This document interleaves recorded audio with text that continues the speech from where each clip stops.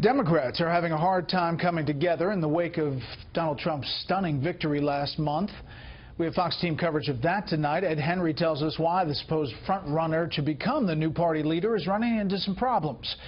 But we begin with senior political correspondent Mike Emanuel on Capitol Hill with the Democratic division on how to deal with the Trump presidency.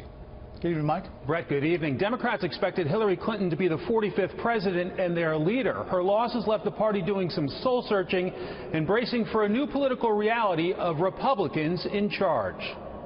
If they're going to put in poison pills, you can be sure we're going to fight them every step of the way. A former Obama administration czar admits Democrats are deeply divided after President-elect Trump's victory. That's a split in our party. Every meeting right now, and I've been in most of them or called in, among the progressives is, should it be obstruction, war to the knife, stop this guy everywhere, or should there be a more constructive opposition to try to help the country? With no obvious face of the party, Liberal Senators Bernie Sanders and Elizabeth Warren are trying to fight a new president, with Warren noting the popular vote in this election. The American people didn't give Democrats majority support so we could come back to Washington and play dead.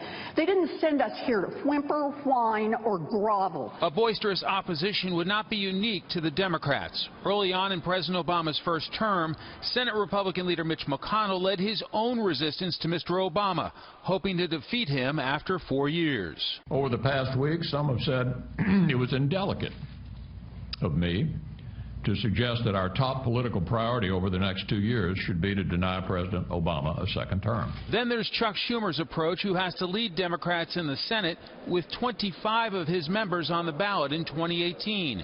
Schumer says he can work with a fellow New Yorker. The silver lining in the deep clouds of this election is that on many economic issues, President-elect Trump and his campaign was closer to us than to Republican leadership, which always seems to wind up in the corner of the special interests. And the president-elect tweeted nice things about him. I have always had a good relationship with Chuck Schumer.